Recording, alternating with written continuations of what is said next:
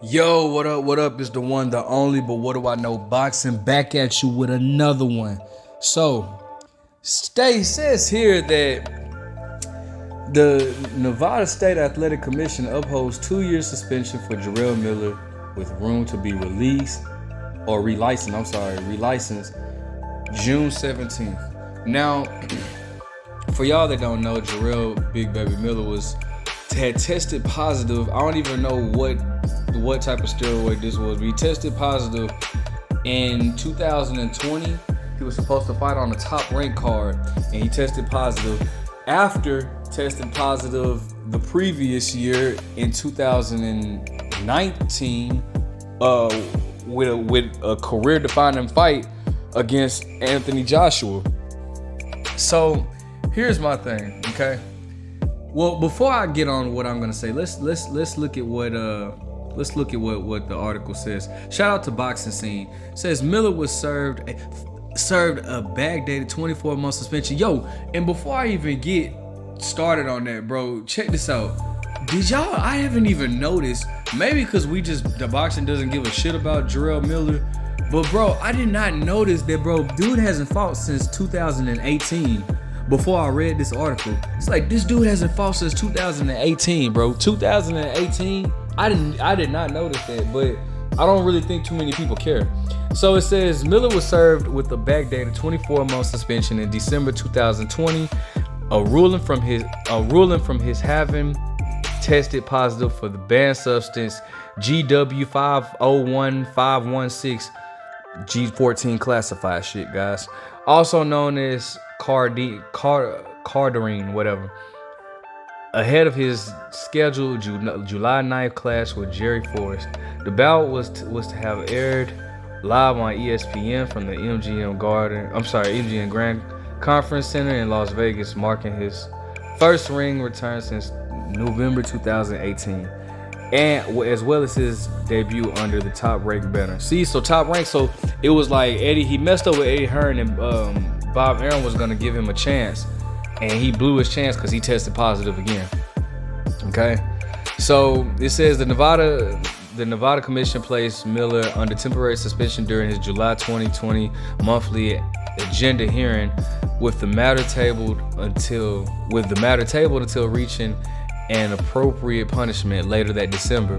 The terms of the suspension include room for up to a 6-month reduction had Miller complied with random drug testing terms, submitting to no fewer than 2 random drug tests per month for 6 consecutive months to complete the program.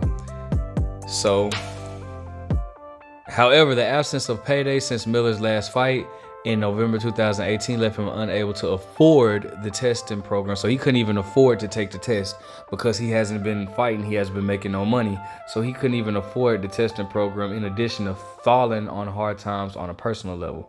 So this is what Jarell Big Baby Miller has to say. Let's get to see what he has to say, and then I'm going to give you my take on it. I lost my wife. I lost my home. I lost my career. Miller noted during an impassioned speech. Now I'm in court fighting to be with my son.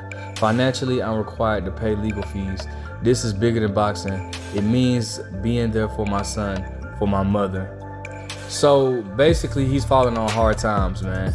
And what's crazy is, so you know, the 2 times that I told you he tested positive before the AJ fight, and that was supposed to be like June in 2019, and then Eddie Hearn was like, I ain't fooling with dude. Then he tested positive for the Bob Arum fight, for the Top Rank fight. I think that was supposed to be like July 20. I told you the dates earlier, right? So those weren't even the only times he tested positive for a banned substance. It said Miller tested positive for a banned substance. Tested positive. I guess that was a misrate or whatever. But it said he tested positive for a banned substance for a June 2014 kickboxing event in Inglewood, California, for which he was suspended for 9 months. The far more attention-grabbing incident came in April 2019, when it was learned that Miller came up dirty in 3 separate BOTA tests ahead of his canceled June 2019 challenge of the then unbeaten WBA, IBO, WBA, IBF, WBO, IBO heavyweight titleist Anthony Joshua. So that's what I was talking about earlier. So dude has tested positive. Dude is tested positive 3 times for banned substance, and then like the substance and what? So and then here's the crazy thing, bro. Here's the crazy thing. Nah, wait. You know what? So remember everything I just said. I got something for you. I can. He can say it better than I can. I was in a pre-workout. This motherfucker has fucking use exemptions for testosterone, all kind of shit. Like, get out of here, B. Like, I've been doing my research on you. Who comes out of Olympics at 220 and go to 240 in a year? Like, get out of here, B. You sound like a dickhead. I know bodybuilders don't even put 20 pounds of muscle on a year. This is cheeseburgers, my nigga. Cheeseburgers right here. It took me 7 years to put this weight on. I can see. Not in 1 year. Yeah, your mom like a big belly chubby dude. So stop it, Fab. I'm your stop landlord. it. You're not gonna talk me. You're not gonna punch. You're not gonna beat Don't me. forget that. So stop it. Go check that press conference out, man. You know, at the beginning of the press conference, after Jarell Miller got done speaking, man, it used to have me rolling, bro, because Anthony Joshua was like, sweet boy. But anyways, man, so you guys heard it yourself, bro. Dude accused Anthony Joshua of taking a banned substance to basically insinuating that he was on some type of steroid because he gained so much muscle in over a short period of time. And yet, Big Baby Miller's the one that tested positive for a banned substance. Actually, on 3 separate occasions. So, here's what we have right here, bro. All right, now listen. As a black man, I always want to see another black man succeed. Okay, I do. As a black man, I always want to see another black man succeed. I want to see him do good in life. I want to. I can't. As a black man, I want to see dudes succeed. But Big Baby, in the case of boxing, bro, listen, I've always had this stigma, man.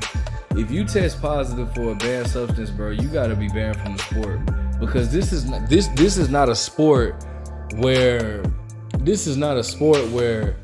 you take this steroid or this PED and you go hit a ball out of the field, or you take this and then you go lift some weights and shit like that, right? This is something that you're taking and then you're going upside somebody else's head. This is a serious sport where it has been deaths in boxing on numerous occasions. So I just feel like if you get caught taking a PED, like not nothing minor, like when Chavez Jr. after his fight with Sergio Martinez, he was tested positive for marijuana. That's not a PED, bro. Come on, it's marijuana. I didn't see nothing wrong with that. But any type of performance enhancement drug, like, bro, I just feel like you should be banned from the sport, because, bro, this is you playing with somebody else's life now, and boxing is already dangerous enough. I just don't feel like we have any room for that. Not only did he didn't test once, he didn't test twice, he tested 3 times, bro. 3 times positive for a banned substance, bro. I want him to look, listen.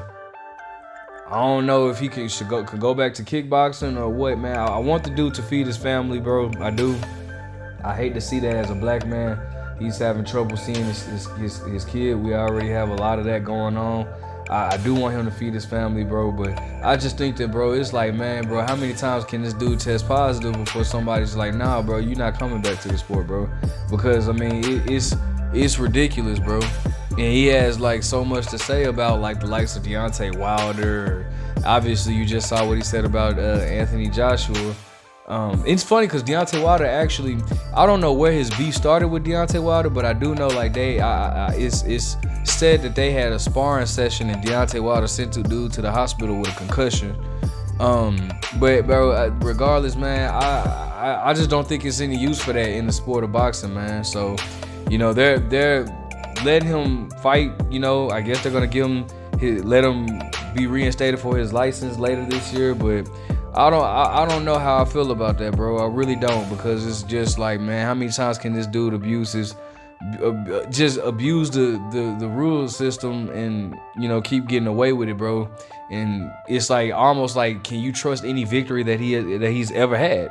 So let me know what you think, man. Hit the like button, subscribe, comment, bro. Follow me, please. But what do I know?